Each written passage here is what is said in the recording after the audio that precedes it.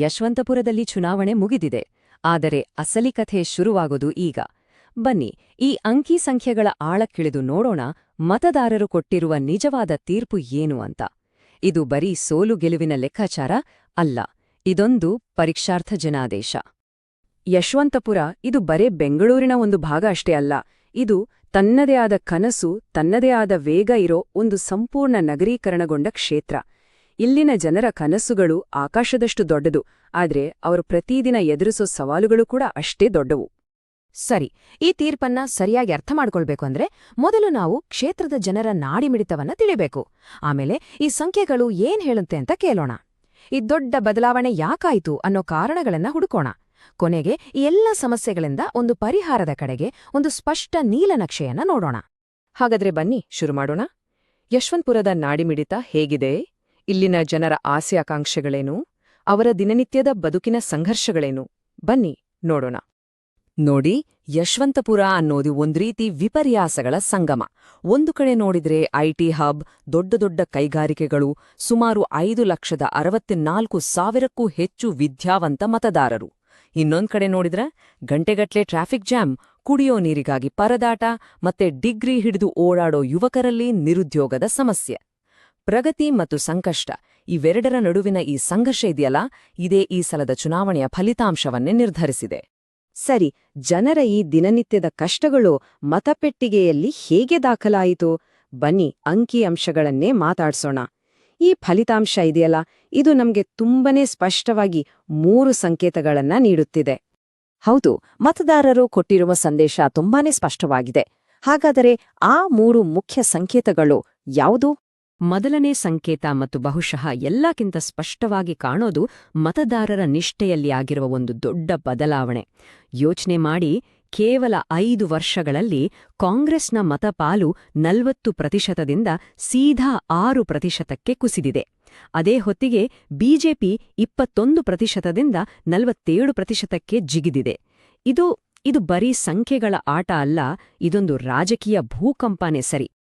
ಎರಡನೇ ಸಂಕೇತ ಅದು ಗೆಲುವಿನ ಅಂತರದಲ್ಲಿದೆ. ಬಿಜೆಪಿ ಮತಗಳಿಕೆ ನೋಡೋಕೆ ದೊಡ್ಡದಾಗಿ ಕಂಡ್ರೂ ಗೆಲುವಿನ ಅಂತರ ಕೇವಲ 15,118 ಮತಗಳು. ಇದರ ಅರ್ಥ ಏನ್ ಗೊತ್ತಾ? ಈ ಜನಾದೇಶ ಸಂಪೂರ್ಣವಾದದ್ದಲ್ಲ, ಇದೊಂದ್ ರೀತಿ ಪರೀಕ್ಷಾರ್ಥ ಒಪ್ಪಂದ, ಅಂದ್ರೆ ಒಂದು ಪ್ರೊಬೇಷನರಿ ಮ್ಯಾಂಡೇಟ್. ಮೂರನೇ ಸಂಕೇತ, ಮತ್ತು ಬಹುಶಃ ಇವತ್ತಿನ ರಾಜಕೀಯಕ್ಕೆ ಇದು ತುಂಬಾ ಮುಖ್ಯವಾದ ಪಾಠ. ಅದೇನೆಂದ್ರೆ ಕಲ್ಯಾಣ ಯೋಜನೆಗಳ ಮೇಲಿನ ಆಯಾಸ. ಮತದಾರರು ಒಂದು ಸ್ಪಷ್ಟ ಸಂದೇಶ ಕೊಟ್ಟಿದ್ದಾರೆ: ನಮಗೆ ತಾತ್ಕಾಲಿಕ ಕೊಡುಗೆಗಳು ಬೇಕಾಗಿಲ್ಲ, ಬದಲಿಗೆ ಟ್ರಾಫಿಕ್, ನೀರು, ಉದ್ಯೋಗದಂತ ನಮ್ಮ ಮೂಲಭೂತ ಸಮಸ್ಯೆಗಳಿಗೆ ಶಾಶ್ವತ ಪರಿಹಾರಗಳು ಬೇಕು ಅಂತ ನೇರವಾಗಿ ಹೇಳಿದ್ದಾರೆ. ಮತದಾರರ ಈ ಒಂದು ಪ್ರಬುದ್ಧ ಆಯ್ಕೆ ಇದೆಯಲ್ಲ, ಇದು ನಮ್ಗೆಲ್ಲ ಒಂದು ದೊಡ್ಡ ಪಾಠ ಹೇಳ್ಕೊಡುತ್ತೆ. ನೋಡಿ, ನಮ್ಮ ಪ್ರಜಾಪ್ರಭುತ್ವದಲ್ಲಿ ಮಾತನಾಡುವ ಸ್ವಾತಂತ್ರ್ಯ ಅನ್ನೋದು ಒಂದು ಮೂಲಭೂತ ಮೌಲ್ಯ, ನಿಜ. ಆದ್ರೆ ಅದರ ಜೊತೆ ಒಂದು ಜವಾಬ್ದಾರಿಯೂ ಬರುತ್ತೆ. ಸಾರ್ವಜನಿಕವಾಗಿ ಮಾತನಾಡುವಾಗ ಅದು ಮಾಹಿತಿಪೂರ್ಣವಾಗಿ, ಗೌರವಯುತವಾಗಿ ಇದ್ರೆ ಮತದಾರರು ಅದನ್ನ ಖಂಡಿತ ಗುರುತಿಸ್ತಾರೆ. ಸರಿ, ಇಷ್ಟೆಲ್ಲ ದೊಡ್ಡ ಬದಲಾವಣೆ ಆಗೋಕೆ ಕಾರಣ ಏನು? ಮತಗಳು ಇಷ್ಟೊಂದು ನಾಟಕೀಯವಾಗಿ ಯಾಕ್ ಬದಲಾದವು? ಇದುವರೆಗೆ ಏನಾಯ್ತು ಅಂತ ನೋಡಿದ್ವಿ. ಈಗ ಬನ್ನಿ, ಯಾಕ್ ಹೀಗಾಯ್ತು ಅಂತ ಸ್ವಲ್ಪ ಆಳವಾಗಿ ನೋಡೋಣ. 2023ರ ಈ ಮತ ಹಂಚಿಕೆಯನ್ನ ನೋಡಿ. ಇದು ಬರೀ ಬಿಜೆಪಿ ಪರವಾದ ಅಲೆ ಅಂತ ಹೇಳೋಕ್ಕಾಗಲ್ಲ. ಇದಕ್ಕಿಂತ ಹೆಚ್ಚಾಗಿ ಇದು ಹಿಂದಿನ ಶಾಸಕರ ವಿರುದ್ಧದ ಮತಗಳು ಒಟ್ಟಾಗಿದ್ದರ ಪರಿಣಾಮ ಅಂತ ಸ್ಪಷ್ಟವಾಗಿ ಕಾಣ್ತಿದೆ.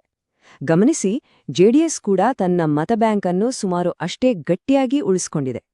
ಹಾಗಾದ್ರೆ ಇದರರ್ಥ ಏನು? ಜನ ಬದಲಾವಣೆ ಬಯಸಿದ್ರೂ ಅದಕ್ಕಾಗಿ ಮತ ಹಾಕಿದ್ದಾರೆ. ಖಂಡಿತ, ಇಲ್ಲಿ ಅಭ್ಯರ್ಥಿಯನ್ನೋ ಅಂಶ ಕೂಡ ತುಂಬಾನೇ ಮುಖ್ಯ. ಪಕ್ಷಾಂತರದ ಇತಿಹಾಸ ಇದೆಯಲ್ಲ, ಅದು ಮತದಾರರಲ್ಲಿ ಒಂದ್ ರೀತಿ ನಂಬಿಕೆಯ ಕೊರತೆಯನ್ನ ಸೃಷ್ಟಿ ಮಾಡಿರ್ಬೋದು. ಅದಿಕ್ಕೇ ಇರಬೇಕು, ನಮ್ಮ ವಿಶ್ವಾಸಾರ್ಹತೆಯ ಅಂಕ ನೋಡಿದ್ರೆ 100ಕ್ಕೆ 65 ಮಾತ್ರ ಇದೆ. ಇದರರ್ಥ ಏನು? ಗೆದ್ದಿರ್ಬೋದು, ಆದರೆ ಮತದಾರರ ಜೊತೆಗಿನ ಸಂಬಂಧ ಇನ್ನೂ ಪರೀಕ್ಷೆಯಲ್ಲೇ ಇದೆ. ಆ ನಂಬಿಕೆಯನ್ನ ಪ್ರತಿದಿನ ದುಡಿದು ಗಳಿಸ್ಬೇಕು. ಮತದಾರರ ಈ ಅಸಮಾಧಾನ ಅನ್ನೋದು ಗಾಳಿಯಲ್ಲಿ ಹುಟ್ಟಿಕೊಂಡಿದ್ದಲ್ಲ. ಅದರ ಹಿಂದೆ ನಿರ್ದಿಷ್ಟವಾದ ಸ್ಥಳೀಯವಾದ ಕಾರಣಗಳಿವೆ. ಹಾಗಾದ್ರೆ ಆಡಳಿತದಲ್ಲಿ ಎಲ್ಲೆಲ್ಲಿ ಬಿರುಕು ಬಿಟ್ಟಿತ್ತು, ಆ ಅಂತರ ಎಲ್ಲೆಲ್ಲಿತ್ತು? ಬನ್ನಿ ಆ ಅಸಮಾಧಾನದ ಭೂಪಟವನ್ನೇ ನೋಡೋಣ. ಈ ಅಸಮಾಧಾನ ಕೂಡ ಇಡೀ ಕ್ಷೇತ್ರದಲ್ಲಿ ಒಂದೇ ರೀತಿ ಇಲ್ಲ. ಪ್ರತಿಯೊಂದು ಪ್ರದೇಶಕ್ಕೂ ತನ್ನದೇ ಆದ ಸಮಸ್ಯೆ. ನೋಡಿ, ಕೇಂದ್ರ ಯಶವಂತಪುರದಲ್ಲಿ ಪ್ರತಿದಿನದ ಟ್ರಾಫಿಕ್ ನರಕ. ಅದೇ ಪೀಣ್ಯ ಕೈಗಾರಿಕಾ ಪ್ರದೇಶಕ್ಕೆ ಹೋದ್ರೆ ಮಾಲಿನ್ಯ ಮತ್ತು ನೀರಿನ ಸಮಸ್ಯೆ. ಇನ್ನು ಹೊರವಲಯದ ಹಳ್ಳಿಗಳ ಕಥೆಯಂತೂ ಕೇಳೋದೇ ಬೇಡ. ಅವರಿಗೆ ಸರಿಯಾದ ಪಾಲಿಕೆ ನೀರಿನ ಸಂಪರ್ಕವೇ ಇನ್ನು ಮರೀಚಿಕೆ. ಈ ಭಾವನೆಯನ್ನೇ ನಾವು ಅಭಿವೃದ್ಧಿಯ ಅಂತರ ಅಂತ ಕರೆಯೋದು. ಅಂದರೆ ಒಂದು ಕಡೆ ಜಾಗತಿಕ ನಗರ ಆಗೋ ಕನಸಿನ ಭರವಸೆ, ಇನ್ನೊಂದು ಕಡೆ ಗುಂಡಿ ಬಿದ್ದಿರೋ ನಮ್ಮ ಮನೆ ಮುಂದಿನ ರಸ್ತೆ.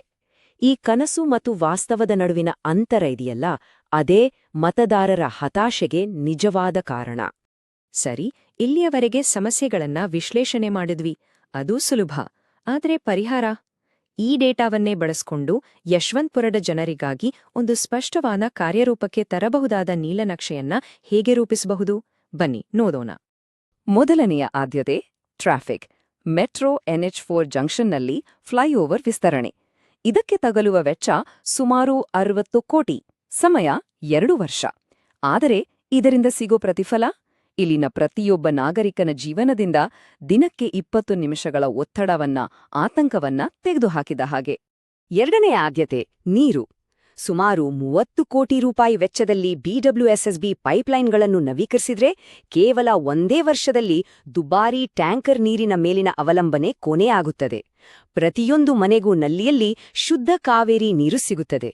ನೋಡಿ, ಇದು ಬರೀ ಒಂದು ಸೌಲಭ್ಯ ಅಲ್ಲ, ಇದು ಜನರ ಆರೋಗ್ಯದ ಪ್ರಶ್ನೆ, ಅವರ ಘನತೆಯ ಪ್ರಶ್ನೆ. ಮೂರನೆಯದು ಮತ್ತು ಅತಿ ಮುಖ್ಯವಾದದ್ದು ಭವಿಷ್ಯದ ಮೇಲಿನ ಹೂಡಿಕೆ.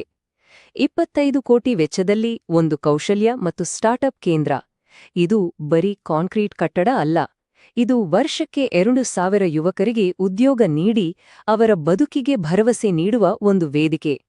ನೋಡಿ, ಒಬ್ಬ ಜನಪ್ರತಿನಿಧಿಯ ನಿಜವಾದ ಕೆಲಸ ಏನು ಅಂದರೆ ಒಂದು ಸೇತುವೆಯಾಗಿ ಕೆಲಸ ಮಾಡೋದು. ಸ್ಥಳೀಯ ಸಮಸ್ಯೆಗಳನ್ನು ಪ್ರಧಾನಮಂತ್ರಿ ಜಲಜೀವನ್ ಮಿಷನ್, ಆವಾಸ್ ಯೋಜನೆ, ಸ್ಕಿಲ್ ಇಂಡಿಯಾದಂತಹ ರಾಷ್ಟ್ರೀಯ ಯೋಜನೆಗಳಿಗೆ ಜೋಡಿಸುವ ಒಂದು ಸೇತುವೆ.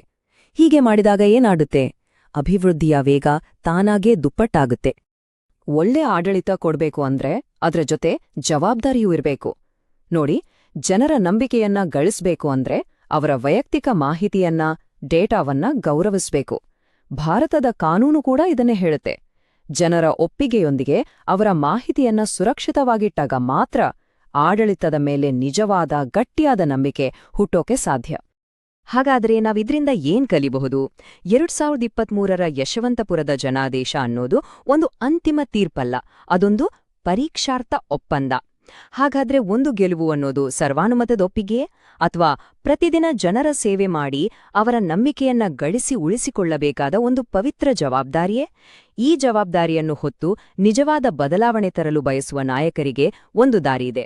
ನೀವು ಕೂಡ ಜನಕೇಂದ್ರಿತ ನಾಯಕರಾಗಿ ನಿಮ್ಮ ಕ್ಷೇತ್ರವನ್ನು ಅಭಿವೃದ್ಧಿಪಡಿಸಲು ಬಯಸಿದ್ರೆ blueprintstrategies.ai ಅನ್ನೋ mgr@blueprintstrategies.ai ನಲ್ಲಿ ಸಂಪರ್ಕಿಸಿ, ಅಥವಾ 08042041602ಗೆ ಕರೆ ಮಾಡಿ. ರಾಜಕೀಯವನ್ನು ಮೀರಿದ ಉದ್ದೇಶ.